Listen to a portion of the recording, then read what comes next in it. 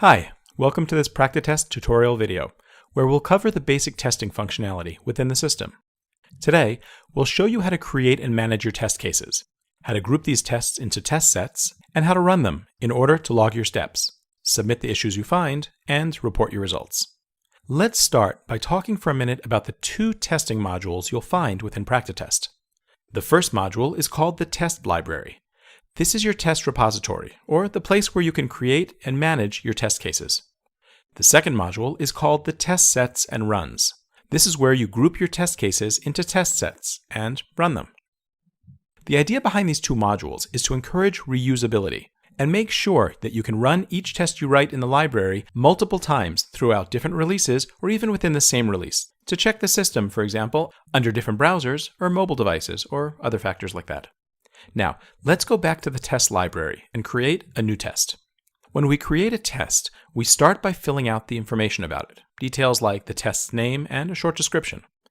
We can also choose to fill out information about our test with the help of PractiTest's custom fields. Notice that all the fields in this area can be customized as part of your project setup, and that they'll help organize your test cases using filter trees. Now we can go and add some steps to our test. Each step can have a name, a description, and expected results. You can also add attachments to your steps to be shown during runtime to your testers. Attachments can be anything you need, for example, images to verify the GUI of your application, or even data you want to provide to your testers for their use in complex scenarios. You can have as many steps as you like, and you can also import tests and steps from spreadsheets. Once your test is created, you can choose to link it to an existing requirement in order to set up its traceability. Remember that you can also link tests to requirements from the requirements module.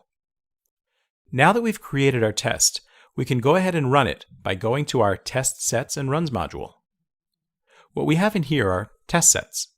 Test sets are a group of tests that you want to run together for any given reason. For example, it may be that these are tests that cover a specific feature, or you want to run them during a given sprint or cycle. Or maybe you have a part of your regression test suite that you want to group and run together every 2 weeks during your release process. Or maybe what you have in there is your nightly automation test sets that you update in PractiTest directly from your CI system using our APIs.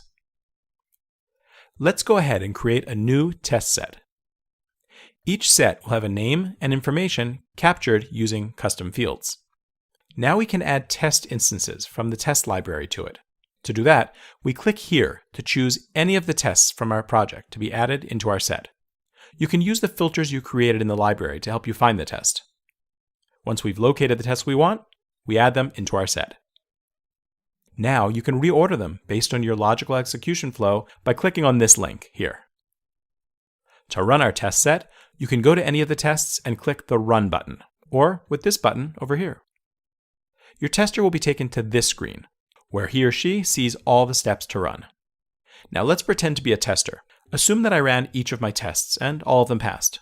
So right here, I mark them one by one as passed. I can then use this button to choose the next test to run in my set, or simply press this button and it'll take me directly to the next test in the queue. Now let's assume again that I was running this test. The first step passed, but then I found a bug in my second step. So I'll start by logging the actual result that I got with the bug that I found. Now, what I want to do is report a new issue in the system for this bug. To do this, I click on this link that takes me directly to PractiTest's issue module. There, it reports the bug, using all the information that I captured up to now from my test. It'll repopulate the name of the bug and the steps to reproduce it, and I'll be able to add as much additional information as I want, customized based on my project. Once I'm done and I want to go back to continue my test, I just click on this link here and I'm taken back to my test where I see that the status of my step has been set to failed and the bug that I reported has been linked directly to the step where I found it. Now I can continue running my test as usual. Take into account that if you're working with another bug tracking system such as Jira, Pivotal Tracker, or a number of other systems, you can also integrate these with PractiTest and report the bugs the same way into your system while linking them back into PractiTest. You can learn more about this by visiting our support portal. Last, I want to show you an additional feature that's really useful, especially on dynamic teams where tests are constantly evolving and being updated. Sometimes you need to update the steps of a test after you've already started running it. If this happens, you have what we call step actions that will allow you to update a step or even add or remove a step within your test. Let's say that I wanted to add a new step between this one here and this one. I choose to add a step below it, and a new step is added to my test. Now I can fill out the fields, and once I'm done, I click on this button to update my step. Now at this point, I only updated my specific run. But if I want to update the original test in the test library, I can simply click on this button here. I can now continue running my steps, and when I'm done, I can go to the next test in the queue, or back to my test set by clicking on this link. As always with PractiTest, your results are updated live. You can see the status of your tests in the test set, you can see the status of your test in the test library, and even the updated status of your requirements in the requirements module.